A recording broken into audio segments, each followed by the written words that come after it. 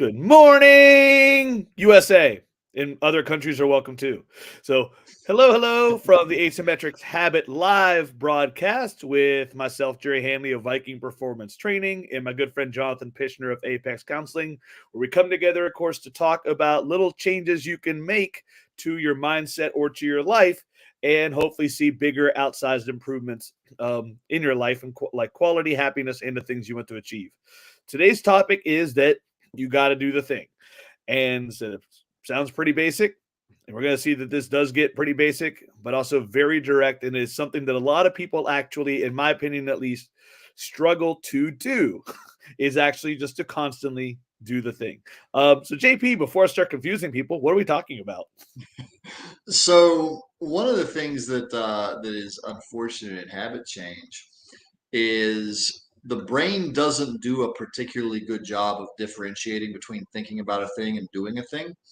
And a lot of people get stuck in the information gathering phase or the preparation phase of making a change, and they never actually make like real action steps. Whether that be anything from working out, starting a business, stop smoking, whatever. They'll consistently and constantly eat information with little to no implementation. And it feels correct to do that because since the brain can't differentiate between the two very effectively, it feels like you're doing a lot. But if you stop and actually examine what actions am I taking, a lot of people will suddenly realize, oh, I'm not actually doing any actions. I'm just thinking about it a lot. So a lot of today is going to be about how to break out of that cycle and how to reasonably move into the action phase of change as opposed to getting stuck in that perpetual thought loop. I didn't realize like how widespread this was really until for me it was probably the last 5 years ago. But it's because it's one of these things where didn't it's not that I didn't see it, but just didn't think of it as like an actual like type of action or non-action, so to speak. It didn't stand out as a phenomenon, is what I should say, I Mm-hmm. guess. And like for me, and I actually mentioned it in the written caption of this broadcast, is I remember when I first started taking like the business development aspect of self-development seriously as a small business owner, and started going to some live events. And I remember, I think it was Andy Frisella say like use the term success zombies, and he was directly talking about and calling out all the people who go to conferences and seminars, listen to speakers, find out, like either hands-on action tips they can do to improve their business or mental things to try to just improve themselves, whatever, have all the intention of the world to actually go do these things by going to this conference, but then how many of them actually go home, go right back to their normal routine and never do the thing? And they just keep going to conferences and keep getting hyped up or motivated at the conferences, learning things, but then just never actually putting them into practice, with the net positive result basically being negligible. It was like, There's a hilarious little post that circulated on some counseling boards I'm on that said, "Man, all those notes I took at all those conferences I've been to, I don't know where they ever went to, but I hope they're doing well." Uh, and that's exactly it. Like a lot of people go that take notes, they'll be like, "Oh man, this is so great." They'll stick it in a file and never think about it again. But the brain ticks off like, ah, man, I went to this amazing conference. Look at how much action I'm doing. And yep, you feel amazing yep. and no change is made. Yeah, it really is so easy to fall into this trap. And to give a couple more quick examples for people listening, another big one you see from this for all walks of life is reading. I feel like reading is another one. If you're reading for pleasure and it's fiction, adventure, history, whatever, something like that, that's a separate type of thing. But if you're reading any form of book or content with the intention to like learn things to do and to improve, whether it's a self-development, become stronger mentally book, or like a fitness book, or I mean, it could be like a cooking book, something like that. How many people read content to do that, to learn more things, but then again never actually apply the things they're reading? the I'm going to read 100 books this year or 52 books, like is a kind of like I'm going to read one book per week. Awesome. But again, it's like out of those books that they were intended to help you, did you actually go and apply any of the things from the book? Mhm. That's a very common one for a lot of people. Yeah. Yeah. Yeah, and actually that's a good one to comment on, because the if you're doing the read one book a week thing, like especially if they're self-improvement books of any stripe, um, that's not bad to do, as long as you recognize you are not going to be doing all of the actions from all of the books. Like you would never end up being able to do all of that. If you're eating all of that information to find 3 or 4 heavy hitting action items that you want to implement, and you're going to read a book a week to find your 3 or 4, that's fine.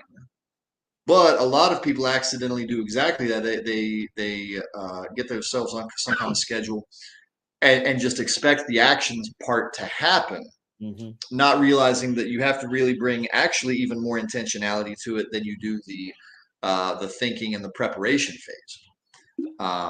So honestly, this first part is the part that sounds the simplest, but in a way is the hardest.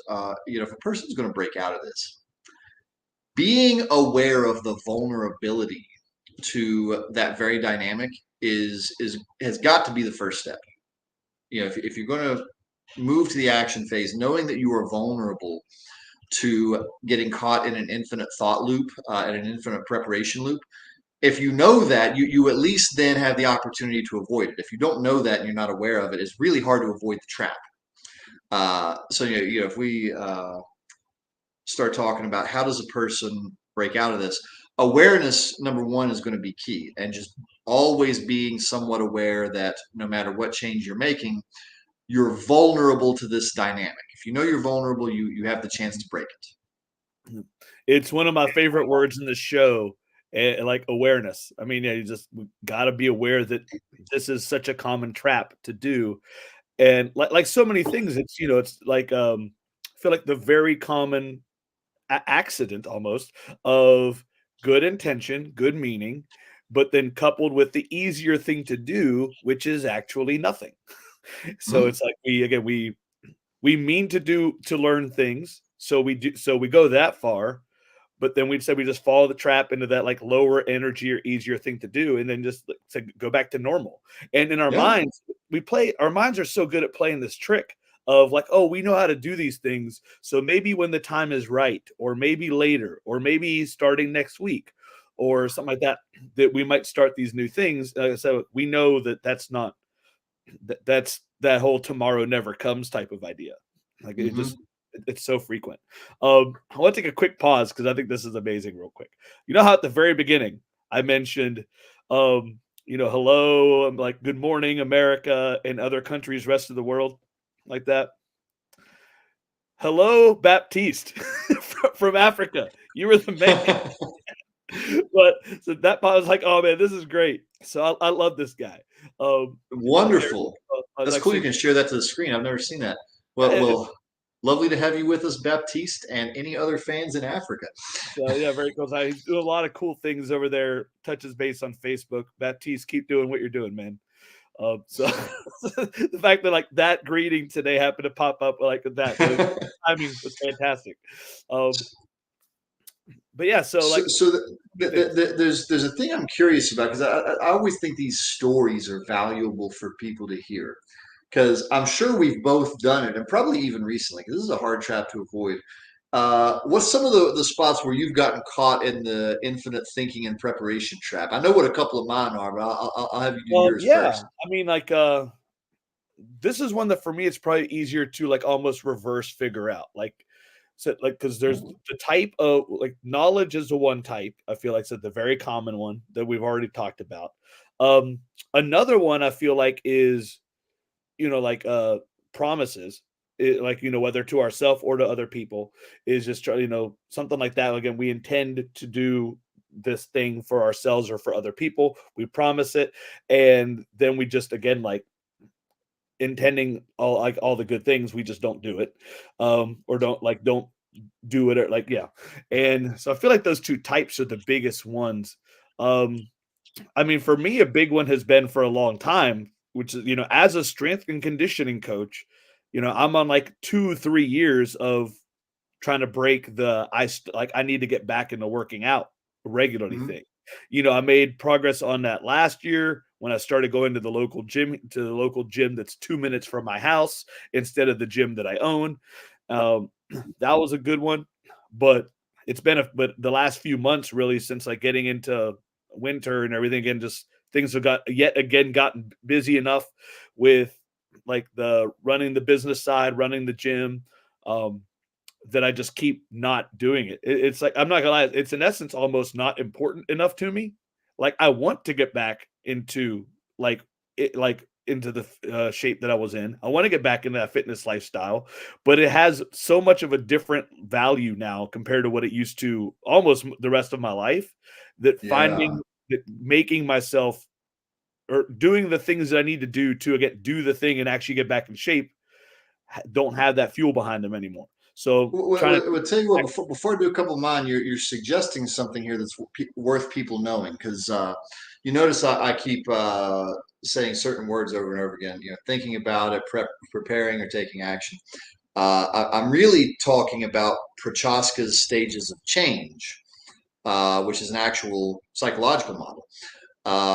And one of the things you're suggesting is you're starting to realize like you went through contemplation, preparation, moved to action got wobbly, kind of sort of happened, kind of sort of didn't happen, and now you've moved back to contemplation and saying, wait, hold on, how important is this really? Is this like, am I doing this the right way? Am I doing this the way that I'm actually interested in? And that's actually a very important thing for people to know about, which is a lot of times we make up an idea in our head. Here's what I want. We start doing that, and then we're like, oh, I wasn't aware, I'm not very interested in paying the price for that thing. Let me go back to contemplation and think about this again and figure this out. Would I rather have some different version of this where I'm willing to pay the price of it? So that's actually a really useful thing for people to think about. So you're, as I often say, you're clearly thinking about this correctly. You just didn't know there's also a model to go with it. Yeah, yeah. Well, like here's Some of the ones where I got caught, I've got a really good story, just from maybe the last 2 weeks. So I got caught in the really all the way at the end of preparation and got caught at the final action. We were designing this little information sheet for our clients whenever they get on our wait list, just some stuff about the practice that's useful for them to know before they have to wait for a month, 3 months, 6 months, depending on how long it is. Uh, just like what insurances do we take? What's payment like? What are the counselors' schedules so they know like the person they signed up for, does their schedule match theirs? All that stuff. So we basically just had a little sheet we're going to send out to clients. Designed it, edited it, reviewed it, and then maybe 2 weeks later, our front desk person said, "Hey, somebody asked me this. What should I say?" And I was about to say, well, that's on the information sheet. And then I realized I didn't complete the final step. I didn't send the stupid information sheet to the person who's supposed to pass it out. it yeah, it was ticked off in my head as done. Like because not only had I done all the preparation stuff, I completed multiple actions except the final action. And so I like telling these kind of stories because I think it's valuable to hear the person who's teaching this like gets caught too. Like this is a very human dynamic. This is not like, oh, you're stupid if you get caught by this, so don't be stupid. It's like it's really more just like this is always at play and always present. Just notice it and be ready to deal with it once you notice it. hmm so many work ones. Yeah, that's why I didn't even use that type of example because so many, and it's like this is more likely to happen. Like it's like just only 1 or 2 months ago we talked about multitasking, and this is more likely to happen. I feel like when you keep starting more things and intention to finish them all or get them all done. Like I said, like it's we're not wired to actually do that so many different things at once, especially if they're more like projects or just bigger tasks that take some time, like whether it's work wise or home wise.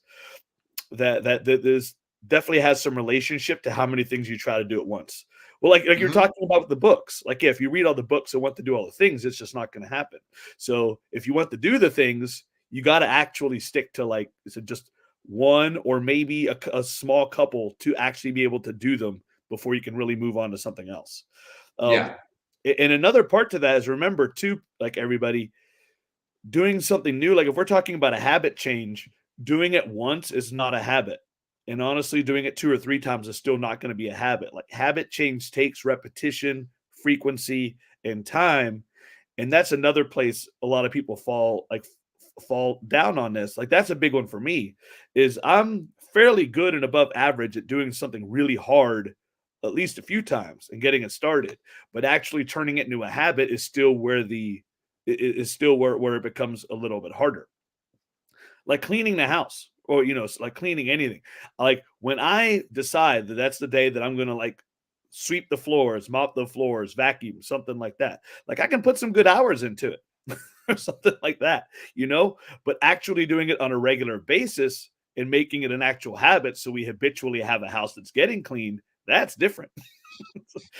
so it's not enough to know that I need to do that more often. It's actually finding a path for me to systematically do it successfully. So let's talk about some paths, because I have some favorites that I know of and some favorites that I've implemented. Um, there's no perfect one for most things, so just providing a bunch of examples, I think, could be valuable. So I'm going to steal one that I saw from online. I sincerely wish I knew who this was so I could name drop and give him a little bit of credit. I can't remember off the top of my head, but there was a fella I was watching, and he was talking about the reading all of the self help books, and I might misstate it very slightly, but it was something very close to this. He said he would read a chapter, and then he would not allow himself to go to the next chapter until he had implemented something from that chapter, or perhaps written down something he was going to implement from that chapter. I think he was insisting that he implement something before he moved on to the next chapter. Uh, and sometimes that's a good one. I don't think you could do that with every book. I'm reading Ray Dalio's Principles right now. Uh, that's like drinking from a fire hose, and if I did that method with that particular book, I would still be reading it 150 years from now. But a lot of books you can probably do that. That method would probably work well. And it's probably a good starter method for a lot of different books. So that's what I came across online. I was like, yeah, okay, here's a great way to read self-help Okay. books. And I've got a few more, but I don't know if you happen to have any off the top of your head that are like, oh yeah, here's a way I've seen people move to action and break out of that cycle. Um, See, like, the method that works most for me, yes, this is still a weak point for me. I'm not gonna lie, but it's like, it is. I can't think of a term for it, but basically surrounding myself with it, like reminders wise. Like, I'm a pretty visual guy when it comes to that type of thing, reminders. So when it comes up, like when there's something I'm really trying to focus on, I try to get it in as many places as I can, like on the desk, on the board in front of me, constantly writing it in my planner, like every day. Like, I might literally every single day I get to my planner, like, might be one of the first things I do is write myself like that note or that thing, like a reminder of something that I'm trying to start establishing and doing on a more common basis. Um, Even to a degree, my first two tattoos are in essence two reminders that I wanted to have, permanently, about things that, uh, like I said, were just important to me. Yeah, because one of them's a quote, and I can't remember what the other one is. Yeah, one of them is the last line from to cut like the poem Tecumseh, which I mean was written by him, as far as we know, the Native American chief. But the very last line is "Sing your death song like a hero going home." So just the idea to try to, like, either do grand things or noble things or just live the life that you want to. And the other Just one, as far as an action step, that's That's a good one if extreme. So kids, check with your parents if you want to implement that Yeah, particular this is action true. step. This is true. Um, and then the other one is repetitio est mater studiorum. I'm probably completely uh, annihilating the pronunciation, but repetition is the mother of all learning. Which again, just trying Okay, to. I didn't remember they were both quotes. I couldn't remember what the other one Yeah. was. Which ironically, that one came up on a show we were actually watching just last night, and I was like, it was a really boring character that said it, but I just happened. But I was like, hey, like he just said my tattoo. It's like it was in the most boring way possible.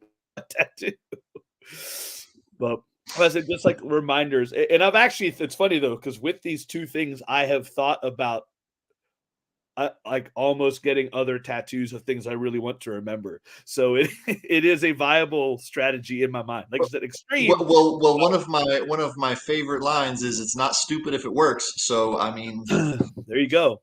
Yeah, yeah. So uh, that just goes back to the like I like the constant visual reminder to help because basically it helps me keep repeating it in my head. Uh, yeah. There's another one that's useful for a lot of people that I'll suggest, and it's funny. You're gonna laugh at me because I always rag on you for being Mr. Spreadsheet.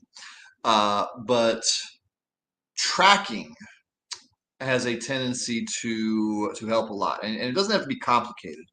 But tracking actual actions uh, has a tendency to be able to break through the thought and preparation cycle because if you are tracking uh, how many days did I do at least 15 push-ups? Well, now it's binary. If I did 13, this day doesn't count. If I did 15 or more, then it counts. Uh, and you can amplify that with the Hawthorne effect, which is if other people are tracking it with you, that it goes even better. I'm actually doing that with a client presently who struggles with this greatly. And I said, well, okay, we're going to break out of this. So you're going to create a tracker. You're going to share it with me. And that tracker is your ticket in the next session. If I don't receive a share link for that tracker, well, we won't have a session until I receive that. Not to really kick somebody or anything, but because since he's vulnerable to this, I'm now crafting a way to make it so action is required before he can even do the next contemplation preparation step. Because people in therapy are vulnerable to this too. They'll come, they'll listen to the therapist's words, they'll nod their head, they'll be like, oh man, that sounds so great. They'll exit the office. And then when you come back and you say, hey, how did you implement what we did? They'll be like, and so in many ways in therapy, we have to help them break out of this cycle too. And so we're using the Hawthorne effect for a couple of my clients right now. well, that's actually great you said that right there because like this is one of the places where if it's something big enough to where you go get professional help, the professional help alone can like it can be a big part of just doing the thing. Like, because we're like that too at the gym with training is, like it's not that we always know more than the client, quote unquote, or something like that. Because some people can train long enough to where they learn a lot about fitness, like at least enough to get to say what their initial goal was.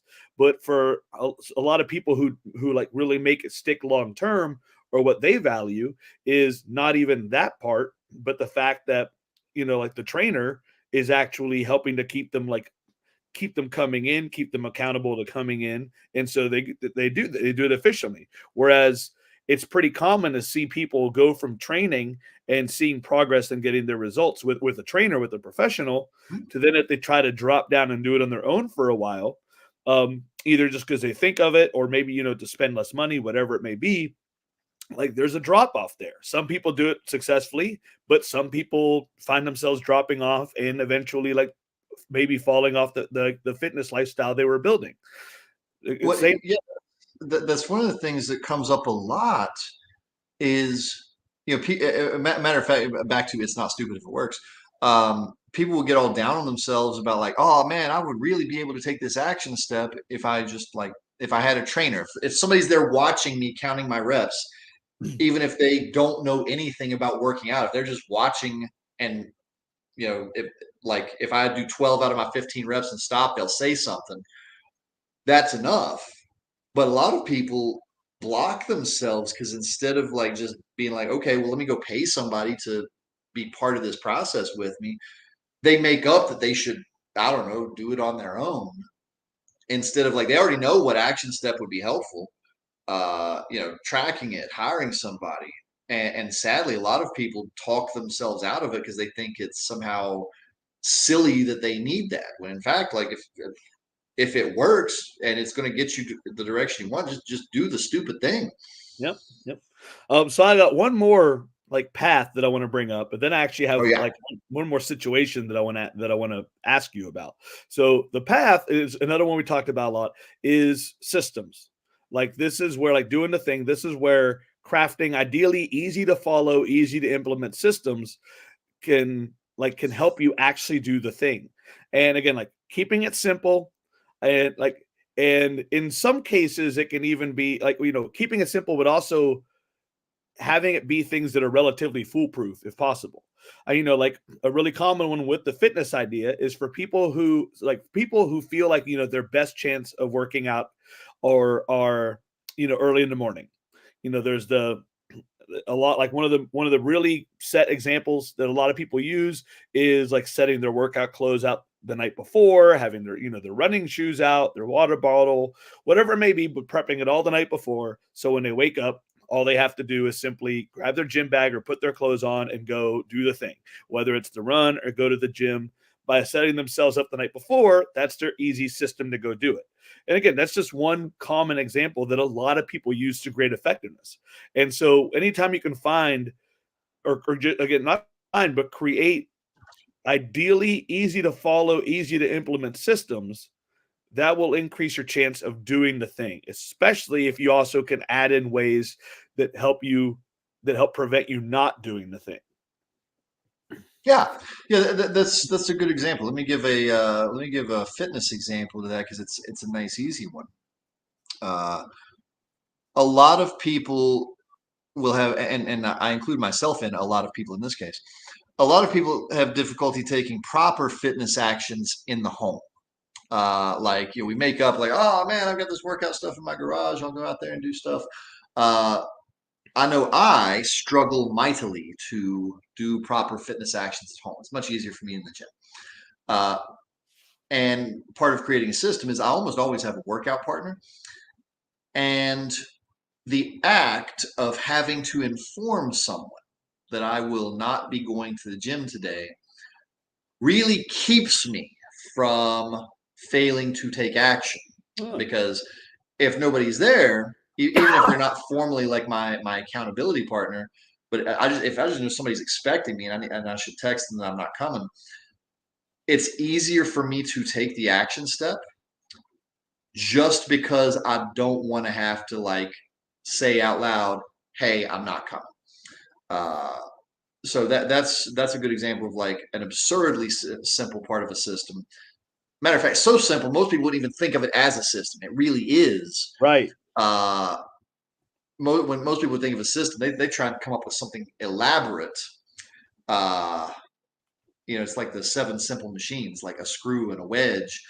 Systems should be simple, one step, two step, three step systems. They shouldn't be elaborate, complex machines. Mm-hmm. Yep. So here is another like so another kind of specific way that some people do the thing. It's not the greatest, but I'm curious to find out why humans are like this. It doesn't anything to say, but sometimes we need to basically like have the problem or get pushed to the ledge or mess up whatever it is, get in trouble before we do the thing. Um, Example, I have known for like a year and a half or something that I didn't get the registration sticker on my car for the license. I mean I got the registration. I just remember back then when everything happened that they didn't send me the little sticker that goes on my license plate. So no, and so 2 days ago, now actually I don't remember. Like this week, just like a couple days ago, I got pulled over because of my sticker. And then when he was looking, like everything was actually up to date. when we looked at it, which actually I was surprised about. I thought my inspection was up and it's not. It's like, but everything was actually up to date. I just literally didn't have the sticker. Like that was it. And so the policeman's like, just get a hold of the DMV, have them send you a new sticker, whatever it is. And while you're at it, maybe get a new license plate because it's kind of fading and coming off anyway. But I said that's one of those things that's going to take it's the DMV. It's going to take 5 minutes, quote unquote. But all I need is a new sticker. But again, this happened 14 months ago. And I had to get pulled over before I finally actually went, you know what? Let me do this. All right, I'll tell you right out of the gate because I know this one. All change is scary to the human brain at some level.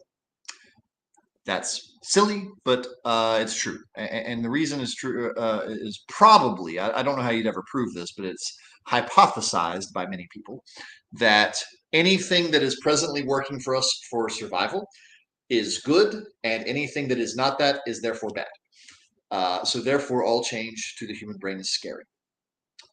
Change is generally accomplished once the pain of staying the same is greater than the pain of change. Once you experience the pain of being inconvenienced by this being pulled over, now you are prepared to change. And I mean, let's inflate the example all the way to the ultimate, to survivability. If you told me that I would survive 15 minutes longer at the end of my life if I changed what I eat for breakfast, I would have no interest in that whatsoever. I'd rather keep 15 minutes. I know somebody who was informed by their physician that if you do not make these 47 changes, you will be dead by the end of the year. And you ain't never seen somebody become active in change as aggressively as that person did. But that pain was so much more present, like, hey, guess what? I'll never see you again because you're going to be dead before your next checkup. Bye. That pain was immense. Tiny, tiny, tiny little pains have a tendency to not be enough to produce action. So the greater the pain of staying the same, the more likely action is to be produced. Now, one of the things that we're talking about and that we talk about a lot is we actually talk about the inverse, which is how do you make actions and changes as painless as possible, and therefore the person's present pain threshold can be lower and change can still be accomplished. So you don't have to torture a person to produce change. You can also lower the change pain threshold, and it makes change way easier. That's basically what we do every time we come on here. Yeah. Awesome. That's great stuff, man. I'm glad my pulling over opened that up.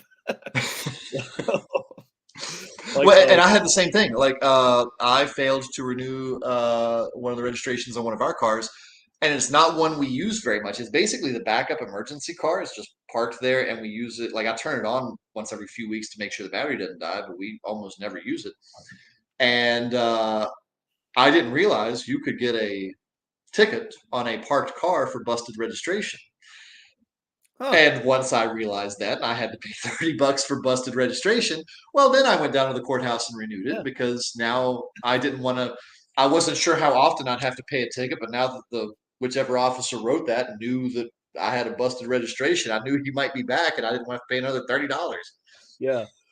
Oh, it's I didn't know. So yeah, same exact thing. Okay. All right, man. Is there anything else you want to bring up? Summarize key points? Yeah. Oh, yes. Key points always. So if left alone, you can accidentally fall into the thinking and preparation loop. Know that exists. If you know it exists, it's way easier to avoid. Find ways to just determine, have you properly taken action? It almost doesn't matter how you do it as long as it works. You can track them. You can have someone else track them. You can just kind of know, and internally take stock of, wait, was this an actual action or did I just think about things? And no matter what you select, just be in touch with, is this working? Or like your example from earlier, you decided, well, this isn't working the way I want. Let me go back to contemplation think about this and select new actions based on what I really want. So for the people who end up doing that, that's part of the process. That does not mean you have failed or that you're undisciplined or that you suck. It just means, oh, I didn't realize what the price was for this thing I thought I wanted. Let me go back, reevaluate, and figure out what I'm really willing to do. And as always, when you get caught, you get caught. I got caught like last week on something so dumb that I failed to take the final action step, like I told in that story. If you get caught, you get caught. Just realize you forgot to take action. Take action next time. Keep going. Fantastic. All right, brother. Good time as always. Again, everybody listening, hope you got something out of this. Thanks for chiming in as well when you did. And everybody have a great weekend. If you're listening to this live, not getting any. If this is for everybody, So like I said, like we get a lot out of this, just talking to each other. Hopefully, you get some value out of this. People in your life who will also get something out of this. Like share it, let them know about the episode. And meanwhile, we'll be back in just a couple of weeks, and we'll catch you guys later. See y'all next time.